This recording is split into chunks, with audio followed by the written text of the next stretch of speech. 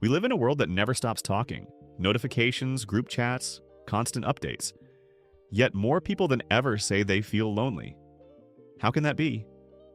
We're surrounded by connection, but something still feels missing.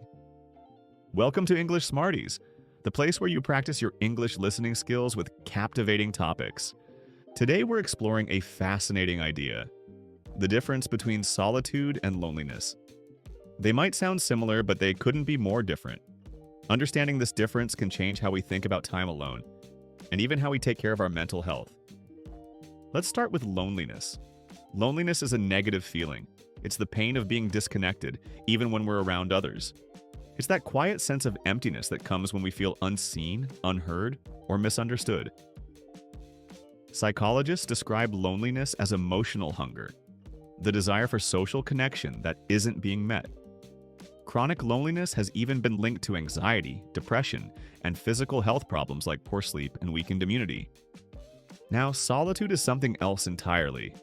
Solitude is the choice to be alone, not the result of isolation.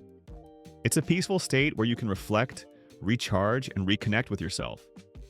Solitude gives the mind space to wander, to imagine, to process emotions. Many great thinkers, writers, and artists have described solitude as essential to creativity. It's in those quiet moments, without distraction, that new ideas are born. The difference lies in control and mindset. Loneliness happens when you don't want to be alone. Solitude happens when you choose to be alone. In solitude, you feel grounded and comfortable in your own company.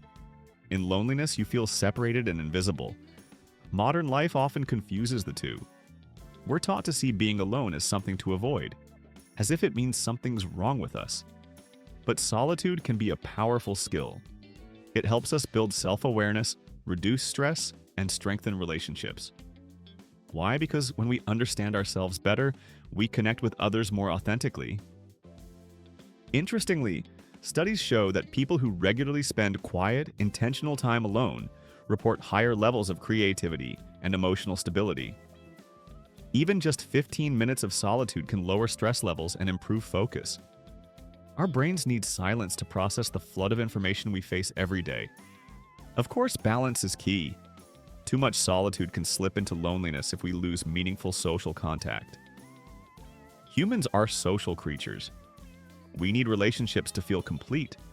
The goal isn't to isolate ourselves, but to create space for both connection and reflection. Think of it like breathing. Social interaction is the inhale, solitude is the exhale. Both are essential. So, how can we cultivate healthy solitude? Start small. Take a short walk without your phone, journal your thoughts, or simply sit in silence for a few minutes. Notice what your mind does when it's not being constantly stimulated.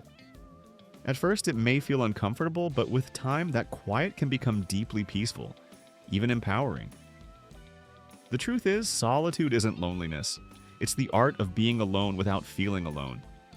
It's learning that your own company can be enough, and sometimes exactly what you need. What about you? Do you enjoy spending time alone, or do you find it difficult? How do you personally balance solitude and social connection? Share your thoughts in the comments below. If you found this video helpful, be sure to come back for more. And remember, stay curious.